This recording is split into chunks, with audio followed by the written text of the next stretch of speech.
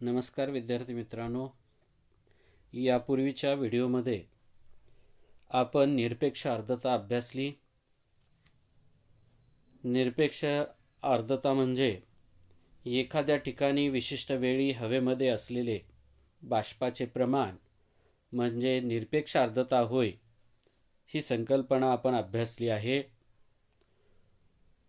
आर्द्रता ही ग्रॅम प्रति घनमीटर या एककात सांगितली जाते. निरपेक्ष आर्द्रता सागरी भागात हवेची निरपेक्ष आर्द्रता ही भूभागावरील हवेपेक्षा अधिक असते, हे सुद्धा आपण अभ्यासलं आहे. तसेच विषुवतीय प्रदेशात निरपेक्ष आर्द्रता जास्त असते, तर ध्रुवाकडे ती कमी कमी होत जाते.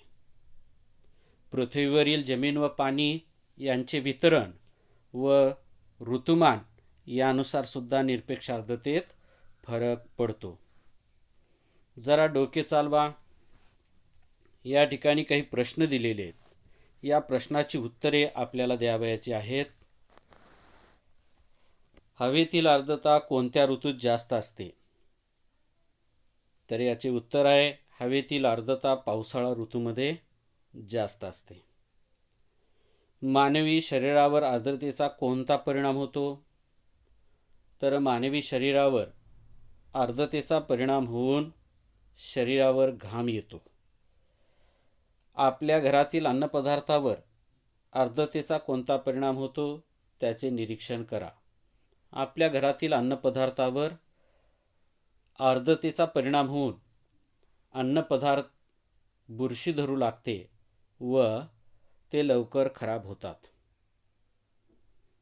त्यानंतर कवकाची निर्मिती व आर्द्रता यांचा संबंध असेल का? तर कवकाची निर्मिती आणि आर्द्रता याचा संबंध आहे. तो कसा की आर्द्रता जास्त असल्यास कवकाच्या वाढीसाठी पोषक वातावरण तयार होते व त्यामुळे कवकाची वाढ झपाट्याने होते.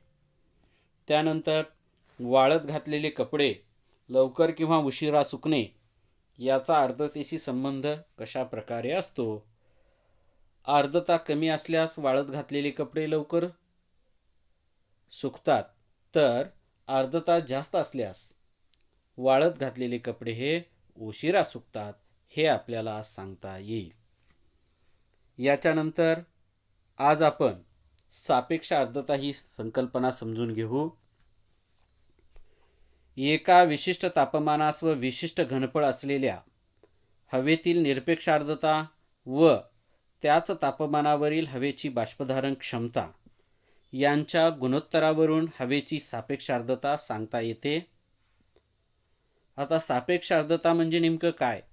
तर एका विशिष्ट तापमानास व विशिष्ट घनफळ असलेल्या हवेतील निरपेक्ष आर्द्रता व त्याच तापमानावरील हवेची बाष्पधारण क्षमता यांच्या गुणोत्तरावरून आपल्याला सापेक्ष आर्द्रता सांगता येते, हे या ठिकाणी सांगितलेलं आहे.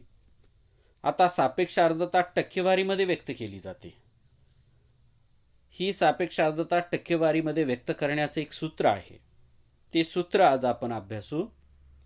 सापेक्ष आर्द्रता टक्केवारीमध्ये बरोबर निरपेक्ष आर्द्रता भागिले बाष्पधारण क्षमता गुणिले 100. तर हे सूत्र आपण या सूत्राचं या ठिकाणी आता उदाहरणाच्या सहाय्यानं सापेक्ष आर्द्रता काढून हे सूत्र आपण समजून घेऊ. एका घनमीटर हवेची निरपेक्ष आर्द्रता 20 ग्रॅम प्रति घनमीटर असून बाष्पधारण क्षमता 30 ग्रॅम प्रति घनमीटर आहे.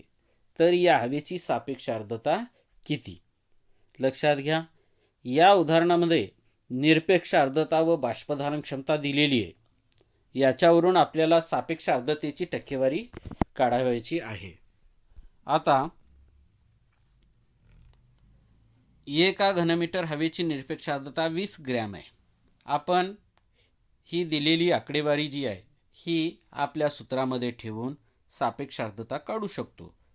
सापेक्ष आर्द्रता टक्केवारीमध्ये बरोबर निरपेक्ष आर्द्रता छेद बाष्पधारण क्षमता गुणिले 100 या सूत्रामध्ये या उदाहरणात दिलेली संख्या आपण ठेवू निरपेक्ष आर्द्रता 20 छेद बाष्पधारण क्षमता 30 गुणिले 100. तर हे उदाहरण आपण सोडवलं तर मिळणारी टक्केवारी आहे 66.66%. त्याच्यानंतर दुसरं उदाहरण आहे 1 घनमीटर हवेची निरपेक्ष आर्द्रता 15 ग्रॅम प्रति घनमीटर असून बाष्पधारण क्षमता 15 ग्रॅम प्रति घनमीटर आहे. तर या हवेची सापेक्ष आर्द्रता किती?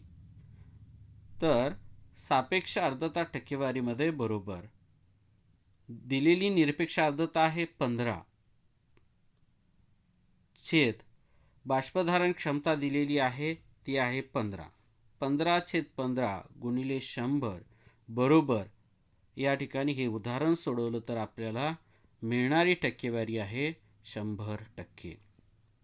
आता वरील दोन्ही उदाहरणावरून आपल्याला कोणती हवा बाष्पसंपृक्त झाली आहे ते सांगता येईल की दुसऱ्या उदाहरणामध्ये आलेली टक्केवारी ही म्हणजेच सापेक्ष आर्द्रतेची टक्केवारी मिळालेली आहे 100%. म्हणून दुसऱ्या उदाहरणातील हवा ही बाष्पसंपृक्त झाली आहे हे आपल्याला म्हणता येईल. त्याच्यानंतर आहे पुढे जरा विचार करा.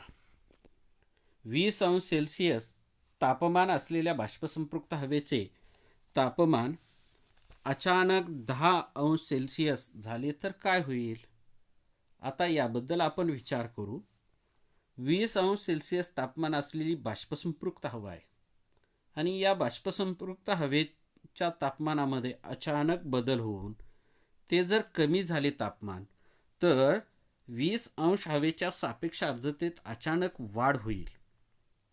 या हवेच्या सापेक्ष आर्द्रतेमध्ये अचानक वाढ होईल आणि परिणामी काय होईल? अतिरिक्त बाष्पाचे सांद्रीभवन आणि घनीभवन होऊन त्या ठिकाणी पाऊस किंवा हिमवृष्टी होऊ शकते हे आपण सांगू शकतो. त्याच्यानंतर आहे पुढे तापमानातील फरकानुसार हवेतील बाष्पाच्या प्रमाणात सुद्धा फरक पडतो. तापमानातील फरक या फरकानुसार हवेतील बाष्पाच्या प्रमाणात सुद्धा फरक पडतो हे आपल्याला माहीतच आहे. त्याचबरोबर सापेक्ष आर्द्रता सुद्धा बदलते. आता तापमानातील फरकानुसार बाष्पाचे प्रमाण याच्यात फरक पडतो तसाच सापेक्ष आर्द्रतेमध्ये सुद्धा फरक पडत असतो. साधारणपणे सकाळी व रात्री सापेक्ष आर्द्रता जास्त असते. दिवसा तापमान वाढल्यामुळे सापेक्ष आर्द्रता कमी असते. सापेक्ष आर्द्रता साधारणपणे सकाळी व रात्रीच्या वेळी जास्त असते तर दिवसा तापमान अधिक असल्यामुळं किंवा तापमान वाढल्यामुळे सापेक्ष आर्द्रता कमी होते हे आपल्याला लक्षात येईल. समुद्र किनाऱ्याजवळील प्रदेशात सापेक्ष आर्द्रता जास्त असते त्यामुळे तेथे हवा दमट असते. वाळवंटी प्रदेशात सापेक्ष आर्द्रता कमी असते त्यामुळे तेथील हवा कोरडी असते हे आपल्याला लक्षात घ्यायचं आहे. यानंतर पुढे करून पहा कृती दिलेली आहे. ही कृती समजून घेऊ. पहा या ठिकाणी वर्गातील विद्यार्थ्याचे 2 गट करून या ठिकाणी दिलेल्या या 2 कृती करावयाच्या आहेत. आता पहिल्या सुरुवातीला आपण पहिला प्रयोग पाहू. पहिल्या प्रयोगामध्ये प्रेशर कुकरची शिटी काढून ठेवा. प्रेशर कुकरमध्ये थोडे पाणी घ्या. आता प्रेशर कुकरला उष्णता द्या. हँडल असणारे एक झाकण घ्या. पाणी उकळू लागल्यावर प्रेशर कुकरच्या वर जेथून वाफ बाहेर पडते तेथे थोड्या अंतरावर झाकण धरा. तुम्हाला काय दिसते त्याचे निरीक्षण करा. आता या ठिकाणी आपण या प्रेशर कुकरवर थोड्या अंतरावर एक हँडल असलेले झाकण धरलेले आणि या प्रेशर कुकरमधून जिथून वाफ बाहेर पडते, हवा बाहेर पडत आहे, ती वाफ या झाकणाला अडली जाईल किंवा झाकणावर येईल या पद्धतीनं आपण ते झाकण धरलेलं आहे. कृतीच्या निरीक्षणावरून पाणी गरम झाल्याने पाण्याची वाफ होते आणि हे आपल्याला दिसून आलं. हीच वाफ जेव्हा थंड झाकणाला लागते तेव्हा गरम वाफेचे पाण्यात रूपांतर होते, त्यामुळे तेथे पाण्याचे थेंब जमा झालेले आपल्याला दिसतात. हा झाला पहिला प्रयोग. आता दुसरा प्रयोग आहे. या दुसऱ्या प्रयोगामध्ये काय, एक सपाट तळ असणारा काचेचा पेला घ्या. या पेल्यामध्ये बर्फाचे काही तुकडे टाका. आता हा पेला 2-3 मिनिटासाठी खोलीत ठेवा. तुम्हाला काय दिसले याचे निरीक्षण करा म्हटलेलं आहे. थोड्या वेळातच पाण्याचे थेंब पेल्याच्या बाह्य भागावर जमा झाल्याचे आपल्याला आढळतील. हवेतील बाष्प थंड पृष्ठभागाच्या संपर्कात आले की त्याचे सांद्रीभवन होते व पेल्याच्या बाह्यपृष्ठावर पाण्याचे थेंब जमा होतात. हे आपल्याला या ठिकाणी निरीक्षणावरून लक्षात येतं. पहिल्या कृतीत कुकरमधील पाण्याची वाफ थंड होऊन सांद्रीभवनाने पाण्याचे थेंब निर्माण झाले. वाफेचं पाण्याच्या थेंबामध्ये रूपांतर झालं. वाफ थंड अशा त्या झाकणाला लागली आणि त्याच्यातून सांद्रीभवनाची क्रिया होऊन त्या वाफेचं पाण्यात रूपांतर झालेलं आपल्याला लक्षात आलं. दुसऱ्या कृतीमध्ये हवेतील बाष्पाचे सांद्रीभवन झाले असल्याचे आपल्याला लक्षात आलेलं आहे. त्यानंतर या 2 कृतीनंतर पुढं आहे सांद्रीभवन किंवा घनीभवनाची संकल्पना. आता या ठिकाणी पहिल्या कृतीमध्ये व दुसऱ्या कृतीमध्ये सांद्रीभवनाची क्रिया आलेली आहे की वाफ ही या थंड झाकणाला लागल्यानंतर त्या ठिकाणी पाण्याचे थेंब तयार झाले. ही सांद्रीभवनाची क्रिया व घनीभवनाची क्रिया आपण समजून घेऊ. वातावरणातील वायुरूप बाष्पाचे जलरूपात परिवर्तन होण्याच्या क्रियेला सांद्रीभवन म्हटले जाते. वातावरणातील वायुरूप बाष्प जे आहे, या बाष्पाचं जलरूपामध्ये जे परिवर्तन होतं आणि ही परिवर्तन होण्याची जी क्रिया आहे, या क्रियेला सांद्रीभवन म्हटलं जातं. तसेच वातावरणातील बाष्पाचे घनरूपात परिवर्तन होण्याच्या क्रियेला घनीभवन म्हटले जाते. आता वातावरणातील बाष्प आहे, या बाष्पाचं घनरूपामध्ये परिवर्तन होण्याच्या क्रियेला घनीभवनाची क्रिया असं म्हटलं जातं. हवेचे तापमान कमी झाल्यास हवेची बाष्पधारण क्षमता कमी होत जाते. हवेचं तापमान जसजसं कमी होईल तशी त्या हवेची बाष्पधारण क्षमता सुद्धा कमी होते, हे आपल्याला माहीत आहे. हवेची सापेक्ष आर्द्रता 100% झाल्यावर बाष्पाचे सांद्रीभवन होऊ लागते आणि त्यावेळी हवा दवबिंदू पातळीला असणे आवश्यक असते. आता बाष्पाचं सांद्रीभवन नेमकं केव्हा होतं, तर हवेची सापेक्ष आर्द्रता 100% झाल्यावर आणि त्यावेळी हवा ही दवबिंदू पातळीला असणं सुद्धा आवश्यक आहे. सांद्रीभवनासाठी तापमान कमी होणे व सापेक्ष आर्द्रता वाढणे या बाबी आवश्यक असतात. सांद्रीभवनासाठी या ठिकाणी 2 गोष्टी महत्त्वाच्या आहेत. एक तापमान कमी होणं व दुसरं आहे सापेक्ष आर्द्रता वाढणं. या दोन्ही बाबी या ठिकाणी आवश्यक असतात. मोकळ्या वातावरणात हवेतील बाष्पाचे सांद्रीभवन वातावरणातील सूक्ष्म कणाभोवती म्हणजेच धूलिकण, क्षार यांच्या भोवती होते. मोकळ्या वातावरणामध्ये हवेतील बाष्पाचं सांद्रीभवन जे आहे, हे सांद्रीभवन वातावरणातील सूक्ष्म कणाभोवती होतं. मग हे वातावरणातले सूक्ष्म कण म्हणजे धूलिकण असतील, क्षार असतील, यांच्या भोवती, या सूक्ष्म कणाभोवती वातावरणातील बाष्पाचं या ठिकाणी सांद्रीभवन होत असतं. दव, धैवर, धुके ही जमिनीलगत तर ढग हे जमिनीपासून उंचावर आढळणारी सांद्रीभवनाची रूपे आहेत. आता दव, धैवर किंवा धुके ही जमिनीलगत आढळणारी सांद्रीभवनाची रूपे आहेत. आता सांद्रीभवन क्रिया आपल्याला समजली की वातावरणातील वायुरूप बाष्पाचे जलरूपात परिवर्तन होण्याच्या प्रक्रियेला आपण सांद्रीभवन म्हटलेलं आहे. मग या सांद्रीभवनाची जी रूपं आहेत, या रूपांमध्ये दव, धैवर आणि धुके हे आपल्याला या ठिकाणी जमिनीलगत गवतावर दवबिंदू आपण त्याला म्हणतोय, धैवर हे आपल्याला या ठिकाणी जमिनीलगत व धुके हे सुद्धा आपल्याला जमिनीलगत आढळणारं सांद्रीभवनाचं रूप आहे. तर ढग हे जमिनीपासून थोडं उंचीवर आढळणारं सांद्रीभवनाचं रूप आहे.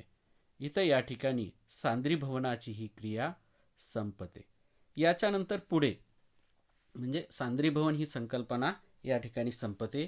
याच्या पुढे आता आपण आज ढग व ढगाचे प्रकार याबद्दल सुद्धा माहिती अभ्यासू. ढग हा वातावरणात जास्त उंचीवर आढळणारा सांद्रीभवनाचा प्रकार आहे. ढग हे वातावरणात जास्त उंचीवर आढळणारा हा सुद्धा एक सांद्रीभवनाचाच प्रकार आहे. हे नेहमी लक्षात ठेवा. धुके आणि धुरके यात फरक आहेत. धुके हे हवेतील निव्वळ बाष्पापासून बनतात. धुरके हे हवा प्रदूषित असणाऱ्या क्षेत्रात धुके आणि धूर यापासून बनतात. हे आपल्याला लक्षात येईल की धुके आणि धुरके याच्यामध्ये काय फरक आहे. धुके हे हवेमध्ये असलेल्या निव्वळ बाष्पापासून हे धुके तयार होतात. तर धुरके हे औद्योगिक प्रदेश असतील, कारखाने असतील, या कारखान्यामधून किंवा या औद्योगिक प्रदेशामधून जो धूर बाहेर सोडला जातोय, या प्रदूषित हवेमध्ये जो धूर आहे, या धुराचा धुक्याशी संपर्क आला आणि धुके आणि धूर एकत्र होऊन धुरके तयार होतात. हे आपल्याला लक्षात घेतलं पाहिजे. त्याच्यानंतर पुढे आहे वातावरणातील सूक्ष्म कणाभोवती सांद्रीभवन होते. आता वातावरणातील सूक्ष्म कण आत्ताच आपण अभ्यासलेला आहे की वातावरणामध्ये जे धुलीकण आहेत, क्षार आहेत, यांच्या भोवती सुद्धा बाष्पाचे कण येऊन सांद्रीभवन होते. सांद्रीभवन होऊन तयार झालेले ढगातील जलकण, हिमकण अत्यंत सूक्ष्म असल्याने जवळजवळ वजनविरहित अवस्थेत असतात. त्यामुळे ढग हवेत तरंगत राहतात. आता ढग हवेमध्ये का तरंगतात याचे उत्तर आपल्याला सांगता येईल की ढग हे वजनाने हलके आहेत. कशामुळे? तर सांद्रीभवनाची जी क्रिया आहे, सांद्रीभवन होऊन तयार झालेले ढगातील जे जलकण आहेत, हिमकण आहेत, हे अतिशय सूक्ष्म आहेत आणि सूक्ष्म असलेल्या अशा जलकण किंवा हिमकणाच्या एकत्र येण्यातूनच ढग तयार होतो. मग हा जलकण किंवा हिमकण जे आहेत हे जवळजवळ वजनविरहित अवस्थेत असतात. यांचं वजन नसतंच, असं वजनविरहित अशा स्वरूपाची जलकण हिमकण आहेत आणि हे एकत्र येऊन ढग तयार होतो. म्हणून वजनविरहित असलेले असे जलकण हिमकण एकत्र येऊन तयार झालेला ढग जो आहे तो ढग हवेत तरंगत राहतो. सूर्याच्या उष्णतेने जमीन व पाणी तापते. सूर्याच्या उष्णतेमुळे काय होतं? जमीन व पाणी तापली जाते. पृष्ठालगतची हवा तापते. जमीन व पाणी तापल्यामुळं या भूपृष्ठालगत असलेली हवा ही सुद्धा तापते आणि ती प्रसरण पावते व हवेची घनता कमी होते. या ठिकाणी जमिनीच्या पृष्ठालगत असलेले किंवा पाण्याच्या पृष्ठालगत असलेले या ठिकाणी सागरी किनारपट्टीवर, सागराच्या या तळभागावर या ठिकाणी असलेले पृष्ठभागावर असलेली हवा जी आहे ती हवा सूर्याच्या उष्णतेमुळे तापते आणि तापलेली हवा ती प्रसरण पावते. प्रसरण पावलेल्या या हवेमध्ये हवेची घनता ही कमी झालेली असते. गरम हवा उंचावर जाऊ लागते. गरम हवा ही उंचावर जाऊ लागते आणि उंचावर जाताना हवेचे तापमान कमी झाल्यामुळे हवेची बाष्पधारण क्षमता कमी होते. पहा, गरम हवा जी आहे ही हवा उंचावर जाऊ लागते आणि उंचावर जाताना हवेचे तापमान कमी झाल्यावर हवेची बाष्पधारण क्षमता सुद्धा कमी होते. सापेक्ष आर्द्रता वाढत जाते आणि हवेतील बाष्पाचे जलकणात व हिमकणात रूपांतर होते. ही त्या हवेची दवबिंदू पातळी असते. आता हवेची दवबिंदू पातळी आपल्याला लक्षात आली असेल की सापेक्ष आर्द्रता वाढत जाते आणि हवेतील बाष्पाचे जलकणात व हिमकणात रूपांतर होते. हवेतील बाष्पाचं जलकणात व हिमकणात रूपांतर जे होते हे रूपांतर म्हणजे सांद्रीभवनाची जी क्रिया होते ही त्या हवेची दवबिंदू पातळी असते. हवेतील बाष्पाच्या प्रमाणावर सांद्रीभवन पातळी ठरते. हवेमध्ये किती प्रमाणात बाष्प आहे याच्यावरूनच सांद्रीभवनाची पातळी ठरत असते. दवबिंदू तापमान पातळी देखील उंच व बाष्प यांच्या प्रमाणावर ठरते. दवबिंदू तापमान पातळी देखील उंची व बाष्प यांच्या प्रमाणानुसार ठरवली जाते. हे लक्षात घ्या. विद्यार्थ्यांनो, सांद्रीभवनामुळे वातावरणात जास्त उंचीवर सूक्ष्म जलकण व हिमकण हवेत तरंगत असतात. सांद्रीभवनामुळे वातावरणामध्ये जास्त उंचीवर सूक्ष्म असे जलकण व हिमकण हवेत तरंगत असतात आणि हवेतील धूलिकणाभोवती ते एकत्र येतात व मोठ्या आकाराचे बनतात. लक्षात घ्या, सांद्रीभवनामुळे काय होतं की जास्त उंचीवर सूक्ष्म असे जलकण हिमकण हवेमध्ये तरंगत असतात आणि हे हवेमध्ये तरंगत असलेले जे जलकण हिमकण आहेत हे हवेतील धूलिकणाभोवती ते एकत्र येतात आणि या हवेतील जे सूक्ष्म कण आहेत, धूलिकण आहेत, यांच्या ठिकाणी ते एकत्र येऊन त्यांचा आकार वाढतो, मोठ्या आकाराचे बनतात आणि त्यांच्या समुच्चयास ढग असे म्हणतात. आणि यांचं समुच्चय जो आहे, जलकण, हिमकण व धूलिकण यांचा जो समुच्चय तयार होतोय त्या समुच्चयास काय म्हटलेलं आहे? ढग असं म्हटलेलं आहे. हवेच्या जोरदार ऊर्ध्वगामी प्रवाहामुळे ते वातावरणात तरंगत राहतात आणि हवेचा जो जोरदार असा ऊर्ध्वगामी म्हणजे वर जाणारा जो प्रवाह आहे, या प्रवाहामुळं वातावरणामध्ये हे ढग तरंगत असतात.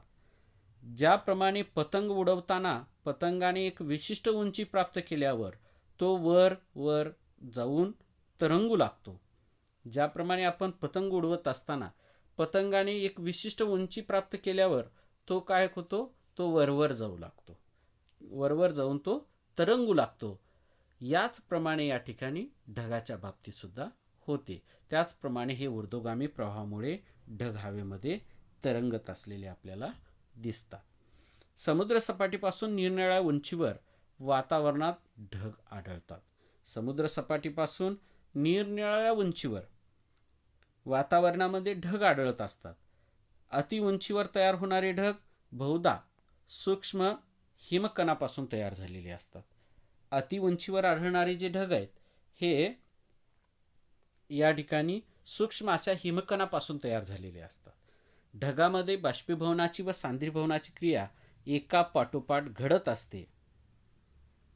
ढगामध्ये जी सांद्रीभवनाची आणि बाष्पीभवनाची जी क्रिया आहे ती एका पाठोपाठ, बाष्पीभवन झाल्यानंतर पुढे सांद्रीभवन होणं, ही क्रिया एका पाठोपाठ घडत असते. ढगातील जलकणाच्या व हिमकणाच्या सतत हालचाली होत असतात.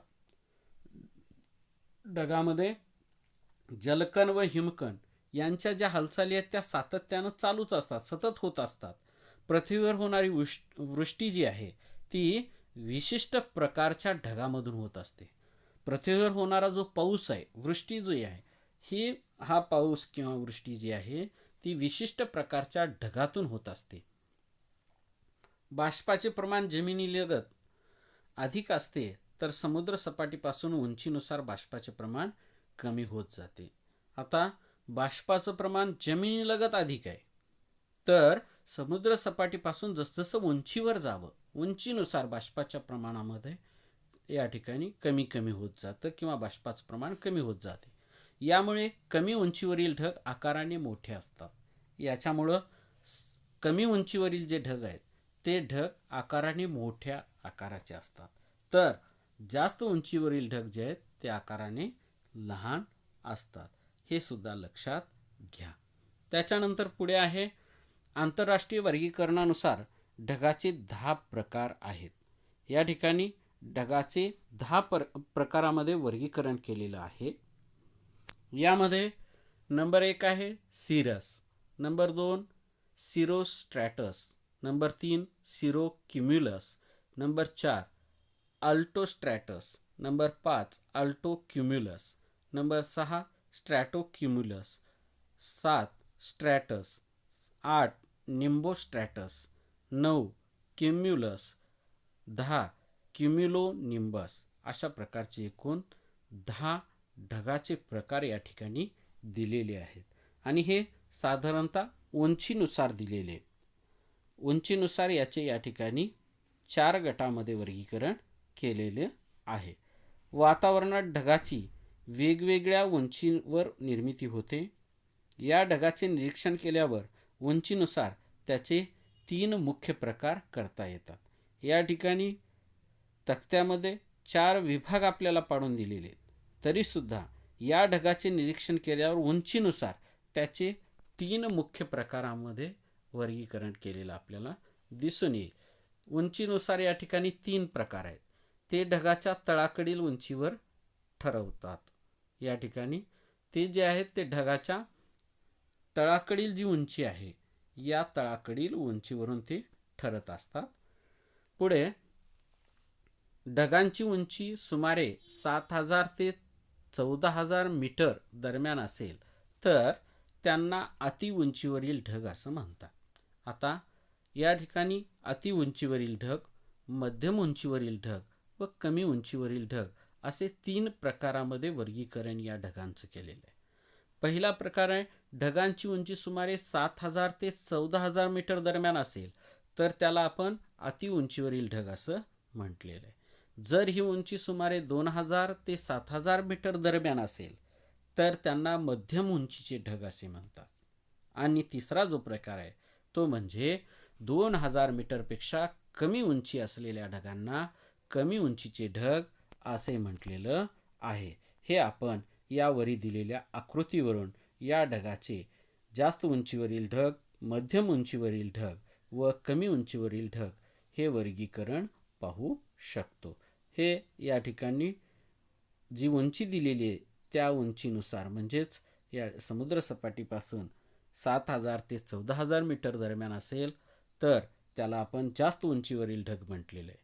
त्याच्यानंतर 2,000 ते 7,000 मीटर दरम्यान मध्यम उंचीवरील ढग आहेत आणि 2,000 मीटरपेक्षा कमी उंची असलेल्या ढगांना कमी उंचीचे ढग असं म्हटलेलं आहे.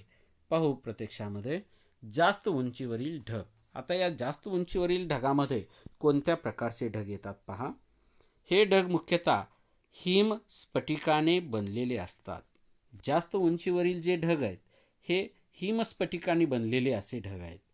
यांचे वर्गीकरण सिरस, सिरोक्युम्युलस आणि सिरोस्ट्रेटस या प्रकारामध्ये केले जाते. या जास्त उंचीवरील ढगामध्ये 3 प्रकारचे ढग आहेत. याच्यामध्ये सिरस, सिरोस्ट्रेटस आणि सिरोक्युम्युलस हे या ठिकाणी या जास्त उंचीवरील प्रकारच्या ढगामध्ये आढळणारे ढग आहेत. ठीक आहे. सिरस हे मुख्यतः तंतुमय असतात. पहा, जास्त उंचीवरील जे ढग आहेत मुख्यतः हिमस्फटिकाने बनलेले आहेत. याच्यामध्ये पहिला जो प्रकार आहे, या जास्त उंचीवरील ढगातील जो पहिला प्रकार सिरस प्रकारचे जे ढग आहेत हे मुख्यतः तंतुमय असतात. त्याच्यानंतर सिरोक्युम्युलस या ढगाचे स्वरूप लहान लहान लाटाच्या समुदायासारखे दिसते. या सिरोक्युम्युलस या प्रकारचे जे ढग आहेत हे लहान लाटांच्या समुदायासारखे आपल्याला दिसत असतात. आणि या जास्त उंचीवरील ढगातील जो तिसरा प्रकार आहे तो म्हणजे सिरोस्ट्रेटस. सिरोस्ट्रेटस हे वळ्या पडलेल्या चादरीसारखे दिसतात.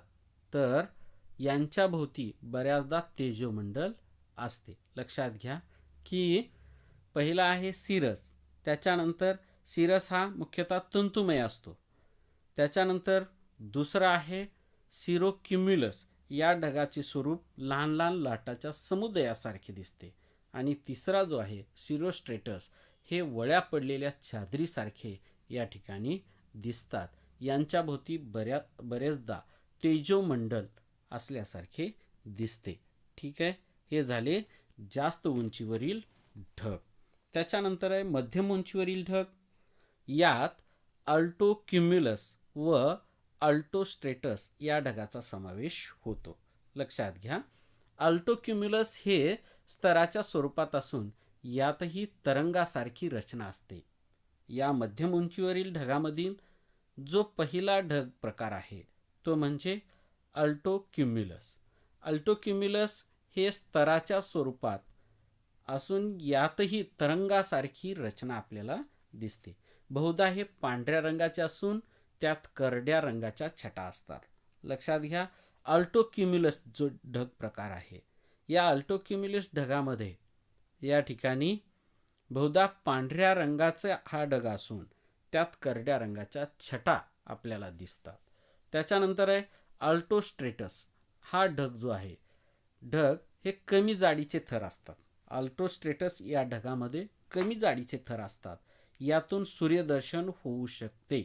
लक्षात घ्या, हे कमी जाडीचा थर असल्यामुळं आणि कमी जाडीचे थर असलेला हा ढग अल्टोस्ट्रेटस असल्यामुळं याच्या पलीकडे, ढगाच्या पलीकडे असलेला सूर्यसुद्धा या ठिकाणी दिसू शकतो. म्हणजेच यातून सूर्यदर्शन होऊ शकते. मात्र सूर्यदर्शन हे दुधी काचेतून पाहिल्यासारखे दिसते.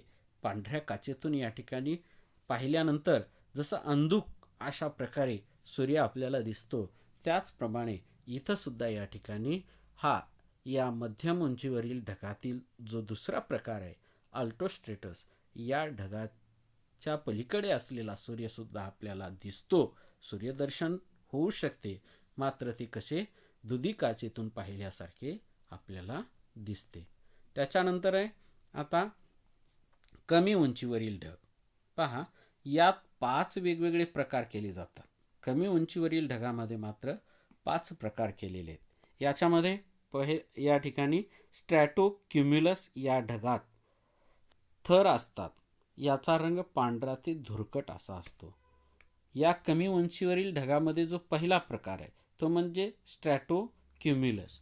या स्ट्रॅटोक्युम्युलस या ढगात थर असतात. त्यांचा रंग पांढरा ते धुरकट असा दिसतो. यात ढगाचे अनेक गोलाकार पुंजके आढळतात.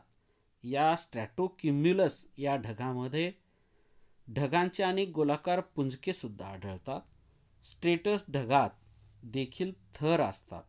यांचा रंग राखाडी असतो व तळाकडील भाग एकसमान असतो.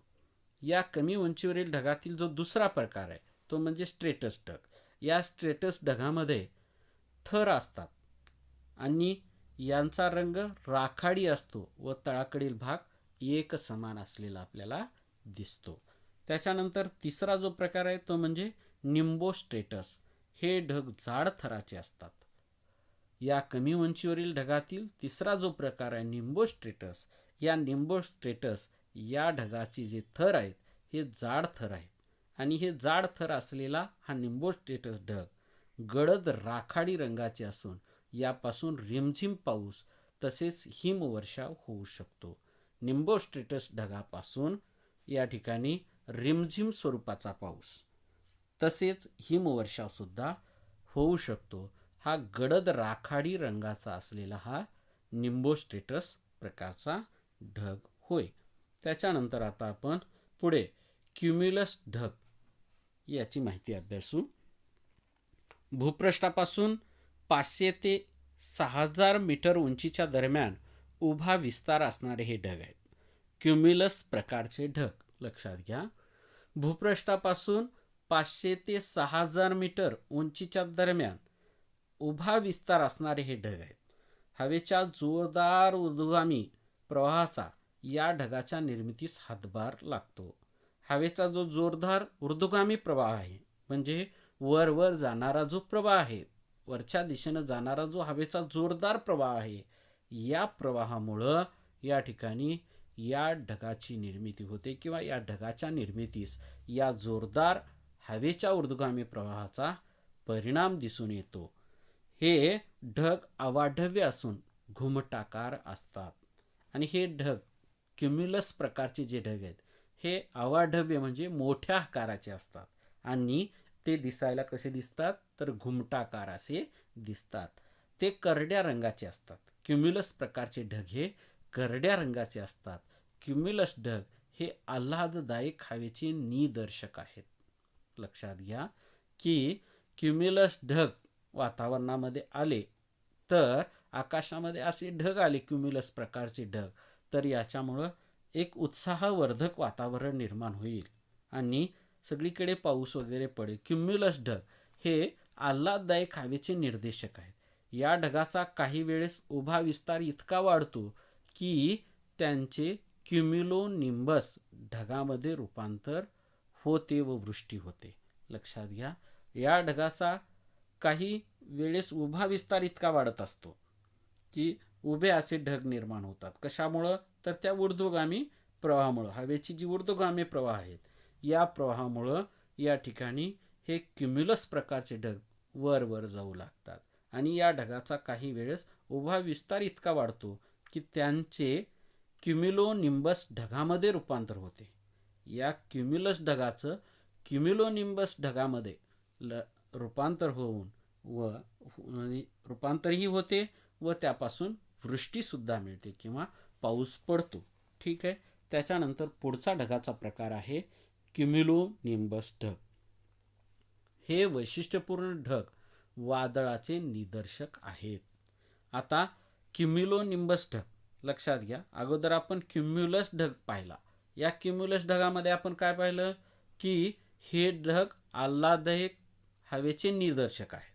आणि आता क्युम्युलोनिंबस ढग यांचं वैशिष्ट्य असं आहे की हे ढग वादळाचे निदर्शक आहेत. क्युम्युलोनिंबस ढगामुळे वादळ येऊ शकतं, वादळाचे निदर्शक आहेत. ते ढग काळ्या रंगाचे व घनदाट असून ते पर्वतकाय दिसतात.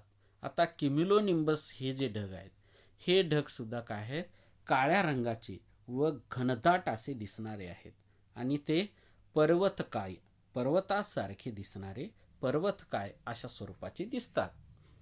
ढगाच्या माथ्याजवळील भाग ऐरणीसारखा सपाट दिसतो. या क्युम्युलोनिंबस ढगाचा जो माथ्याकडला भाग जो आहे तो ऐरणीसारखा म्हणजे सपाट प्रकारचा दिसतो. या ढगात गडगडाट होतो. क्युम्युलोनिंबस प्रकारच्या ढगामध्ये गडगडाट होत असतो, तसेच विजाही चमकतात. या क्युम्युलोनिंबस प्रकारच्या ढगामध्ये गडगडाट, ढगांचा आवाज आपल्याला या ठिकाणी गडगडाट ऐकू येतोय. त्याचबरोबर विजासुद्धा या ढगामध्ये चमकतात. वादळी पावसासह कधीकधी गारपीटही होते. या क्युम्युलोनिंबस ढगामुळं या ठिकाणी वादळी पाऊस व कधीकधी गारपीटसुद्धा होत असते. पण हा पाऊस फार काळ टिकत नाही. परंतु हा पाऊस काही फार काळ टिकणारा असा स्वरूपाचा असत नाही. मोठ्या प्रमाणात पाऊस पडून तो लागलीच या ठिकाणी बंद होईल अशा स्वरूपाचा पाऊस म्हणजेच या ठिकाणी वादळी पावसासह कधीकधी या ठिकाणी गारपीटसुद्धा या क्युम्युलोनिंबस प्रकारच्या ढगापासून या पाऊस पडत असतो. आकाशात असणाऱ्या सर्वात मोठ्या क्युम्युलोनिंबस या ढगातून विजाच्या कडकडाटासह पाऊस पडतो. आकाशात असणाऱ्या सर्वात मोठ्या क्युम्युलोनिंबस या प्रकारच्या ढगातून विजेच्या कडकडाटासह, विजेचा कडकडाट होऊन पाऊस पडतो. या ढगाच्या वरच्या भागात धन प्रभार व खालच्या बाजूला ऋण प्रभार असतो. या ढगामध्ये या ठिकाणी क्युम्युलोनिंबस प्रकारच्या ढगामध्ये वरच्या बाजूला धन प्रभार व खालच्या बाजूला या ढगाच्या ऋण प्रभार असतो आणि या ऋण प्रभार असलेल्या ढगाच्या खालच्या बाजूला त्याच्या खाली जमीन आहे आणि ही नेहमी काय आहे, धन प्रभारामध्ये युक्त असते आणि ही जमीन धन प्रभारामध्ये युक्त आहे. भारामधील फरकामुळे आता वरचा ढग आहे, या ढगाचा जो तळभाग आहे किंवा खालचा भाग आहे तो आहे ऋण प्रभारामध्ये आणि जी जमीन आहे ही जमीन या ठिकाणी धन प्रभारामध्ये आहे. या दोन्ही प्रभारामध्ये ऋण आणि धन असा हा फरक, या फरकामुळं, भारामधील फरकामुळे विद्युत प्रभार निर्माण होऊन विजेचा लखलखाट होतो व आकाश क्षणमात्र उजळते आणि असा हा प्रभार, विरुद्ध प्रभार या ठिकाणी निर्माण झाल्यामुळे काय होतं की असा विद्युत प्रभाव निर्माण होऊन विजेचा लखलखाट होतो व आकाश क्षणमात्र उजळते. विजेच्या सभोवतालची हवा विजेच्या अतिउष्णतेमुळे एकदम प्रसरण पावते. लक्षात घ्या, विजेचा हा विद्युत प्रवाह निर्माण झाल्यामुळे, हा प्रभार निर्माण झाल्यामुळे काय होतं की विजेच्या सभोवतालची हवा जी आहे ही विजेच्या अतिउष्णतेमुळं एकदम प्रसरण पावते व त्यामुळे मोठा गडगडाट ऐकू येतो. त्याच्यानंतर पुढे, इतर ढगापेक्षा या ढगात पडणारे पावसाचे थेंब मोठे असतात. इतर ढगापेक्षा या ढगातून पडणारे पावसाचे थेंब हे मोठे असतात, कारण ढगातल्या ढगात थेंब खूपदा वर खाली फिरतात. लक्षात घ्या, इतर ढगापेक्षा या ढगातून पडणारे पावसाचे थेंब मोठे असतात, कारण ढगातल्या ढगात थेंब खूपदा वर खाली फिरतात आणि या प्रत्येक वेळी ते आणखी पाणी जमवतात. त्याच्यामध्ये आणखीन या ठिकाणी पाणी जमा राहतं. ठीक आहे. त्याच्यानंतर त्यामुळे थेंब मोठे होऊन इतके जड होतात की ते ढगात तरंगत राहू शकत नाहीत आणि ते पावसाच्या स्वरूपात जमिनीवर येतात. कधीकधी ढगातील हवा फार थंड असते, त्यामुळे हे थेंब गोठतात व गारा स्वरूपात जमिनीवर येऊन यालाच आपण गारपीट असे म्हणतो. लक्षात घ्या, कधीकधी या ठिकाणी हे थर एवढे, हे जे थेंब आहेत पावसाचे थेंब, हे जे थेंब आहेत ते गोठतात. कशामुळे? तर त्या ठिकाणी असलेला हवा ही जर फार थंड असेल, कधीकधी ढगातील जी हवा आहे ही हवा फार थंड असते आणि या थंड हवेमुळं हे जे पाण्याचे थेंब आहेत ते गोठतात आणि हे गोठल्यामुळं गारा स्वरूपात ते जमिनीवर येतात. यालाच आपण गारपीट असे म्हणतो. हे आपल्याला या आकृतीवरून लक्षात येईल. या ठिकाणी दिलेली क्युम्युलो निंबस प्रकारच्या ढगाची ही आकृती आहे. वरच्या बाजूला या ठिकाणी धनप्रभार दाखवलेला आहे आणि या ढगाच्या खालच्या बाजूला ऋण प्रभार आहे आणि जमिनी लगत मात्र धनप्रभार, जमिनीचा धनप्रभार. याच्यामुळे या ठिकाणी जमीन ते ढग याच्या दरम्यान हा विजेचा लखलखाट आपल्याला दिसतो आहे. जरा डोके चालवा.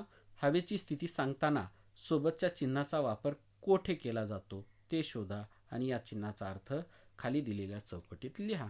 आपल्याला या ठिकाणी दिलेली हे 3 चित्र आपल्याला लक्षात घ्या. या चित्रानुसार आपण या ठिकाणी काय सांगू शकतो, तर पहिल्या सुरुवातीला आपल्याला सूर्य पूर्ण दिसतो आहे. यामुळे आपल्याला या ठिकाणी हे निरभ्र आकाश आहे, आकाशामध्ये ढग नाहीत हे आपल्याला लक्षात येईल आणि या ठिकाणी पहिल्या चित्रावरून आपण सांगू की आकाशामध्ये ढग नाहीत. दुसऱ्या चित्रामध्ये आकाशामध्ये ढग आहेत आणि या ठिकाणी अशा प्रकारे ढगाळ वातावरण निर्माण झालेलं आहे ते आपण सांगू शकतो. त्याच्यानंतर तिसऱ्या चित्रामध्ये आपल्याला त्या ढगापासून पाऊस पडलेलं दिसत आहे आणि हे पाऊस पडत असलेलं चित्र आहे. ही आपण हवेची स्थिती सांगू शकतो. त्याच्यानंतर माहीत आहे का तुम्हाला, ढगफुटी हा एक वृष्टीचा प्रकार आहे. पहा, ढगफुटी हा सुद्धा एक वृष्टीचा प्रकार आहे आणि जोरदार ऊर्ध्वगामी वाऱ्यामुळे जमिनीकडे येणारे पावसाचे थेंब ढगातच थोपवले जातात. या थेंबाचे गारामध्ये रूपांतर होते आणि त्यामुळे ढग जड होतात. हे वजन ऊर्ध्वगामी वारे पेलू शकत नाहीत. अशा वेळेस मोठ्या गारासह मुसळधार पाऊस पडतो. याला ढगफुटी असे म्हणतात. आता ढगफुटी नेमकं काय ते समजून घ्या. तर हा सुद्धा एक वृष्टीचा प्रकार आहे. जोरदार ऊर्ध्वगामी वाऱ्यामुळं, जोरदार वरवर जाणारे जे वारे आहेत हे जमिनीकडे येणारे पावसाचे थेंब ढगातच थोपवतात, ढगातच त्यांना अडवतात. जमिनीकडे येणारे जे पावसाचे थेंब आहेत हे पावसाचे थेंब हे ऊर्ध्वगामी ढगातच अडवतात, थोपवतात. या थेंबाचे गारामध्ये रूपांतर होते. नंतर काय होतं, हे पावसाचे थेंब तिथं थोपवले गेल्यामुळं, अडवले गेल्यामुळं काय होतं की या पावसाच्या थेंबाला या ढगामध्ये असलेल्या हवा जी आहे ती अतिथंड, या अतिथंड हवेमुळं काय होतं, ते पावसाचे पाण्याचे थेंब जे आहेत ते गोठतात आणि या थेंबाचे गारामध्ये रूपांतर होते. त्यामुळे हे ढग जड बनतात आणि हे ढग जड होतात तेव्हा हे वजन ऊर्ध्वगामी वारे पेलू शकत नाही. आता मात्र त्या ढगांची वजन जे आहे, या ढगांचं वजन वाढलेलं असतं आणि ढगाचं हे वजन वाढलं असल्यामुळं हे ऊर्ध्वगामी वारे हे ढग जड झालेले जे ढग आहेत हे पेलू शकत नाहीत. अशा वेळेस मोठ्या गारासह मुसळधार पाऊस पडतो. याला आपण ढगफुटी असे म्हणतो. एखाद्या लहान किंवा विशिष्ट भूभागावर सुमारे 100 मिलीमीटर किंवा त्यापेक्षा अधिक पाऊस पडतो. या ढगफुटीमुळे काय होतं, एखाद्या विशिष्ट भूभागावर, एखाद्या लहान भूभागावर सुमारे 100 मिलीमीटरपेक्षा अधिकचा पाऊस त्या ठिकाणी पडतो. हा प्रकार प्रामुख्याने पर्वतीय प्रदेशामध्ये होतो. ढगफुटी हा जो प्रकार आहे तो प्रामुख्याने पर्वतीय प्रदेशामध्ये घडत असतो, तेथे आढळतो. भारतामध्ये हिमालयाच्या रांगात असलेल्या राज्यामध्ये अशा प्रकारचा पाऊस पडलेला आढळतो. भारतामध्ये हिमालयीन पर्वताच्या ज्या रांगा आहेत, या हिमालय पर्वताच्या रांगांच्या असलेल्या राज्यामध्ये अशा प्रकारचा पाऊस म्हणजे ढगफुटीचा पाऊस आपल्याला त्या ठिकाणी पाहायला मिळतो किंवा त्या ठिकाणी अशा प्रकारचा पाऊस पडलेला आपल्याला आढळतो. या ठिकाणी आपल्या अभ्यासक्रमातलं तिसरं प्रकरण आर्द्रता व ढग हे या ठिकाणी संपतं. याच्या पुढे स्वाध्याय आहे. हा स्वाध्याय तुम्ही वर्गपाठाच्या वहीमध्ये सोडवा आणि व्यवस्थित पाठाचे वाचन करा. पाठामधल्या प्रत्येक संकल्पना व्यवस्थित समजून घेण्याचा प्रयत्न करा. इथं आज आपण थांबू. धन्यवाद.